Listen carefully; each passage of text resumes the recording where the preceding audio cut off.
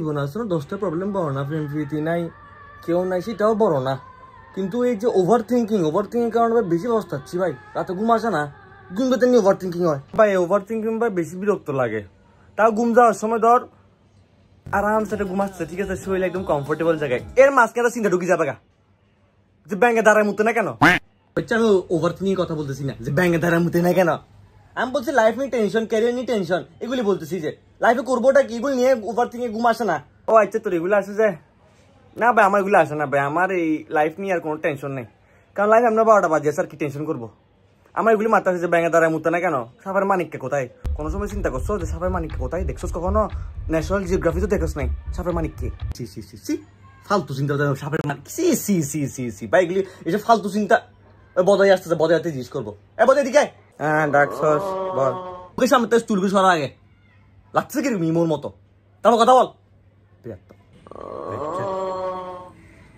বল কি বলবে না, আবার লাগতেছে কিরকম। আচ্ছা ভাবতে আমার দরকার নেই, এটা বল যে রাত্রেবেলা যে ওভার থিঙ্কিং হয়, এই যে কেরিয়ার নিয়ে টেনশন, লাইফ নিয়ে টেনশনে ঘুম আসতেছে না ভাই কয়েকদিন, একটু সলিউশন বল, তুই আমরা সলিউশন ভালো দেখ, ঠিক আছে? রাতের বেলা আসে না, ঘুমানোর আগে এক কালাটা বাস দেখে ফোন দেখা। আমি জানতাম তো এগুলি বলবো, সেই নাম চুপ করে আছি, সলিউশন বুঝতে ভালো থেকে বাসটা নিয়ে তোর। আর ভাই ইতে ভাই মাঝে মাঝে সলিউশন ভালো দেবে, বল না ভাই, মস্ত হয়েছে, বল না পড়ালেখা করতে ভাল লাগে না,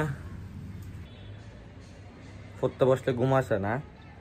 হ্যাঁ অনেক ঘুম আসে ভাই, সত্যি কথা। তো সুন্দর মতো আসে না, ঘুমানোর সময় বই নিয়ে বসে যাবি গা, এরপর যখন ঘুম আসবে সুন্দর মতো রেডি যাবি গা, ঠিক আছে?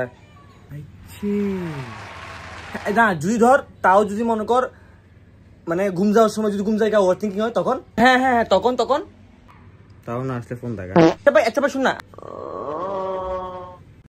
আমারটা আছে না, মানে ধর এই ঘুমে চিন্তা আছে যে ব্যাঙ্গে দাঁড়ায় মুতে কেন, সাপের মানিককে কোথায়, এগুলি তখন আসলে তখন এগুলি কি করবো?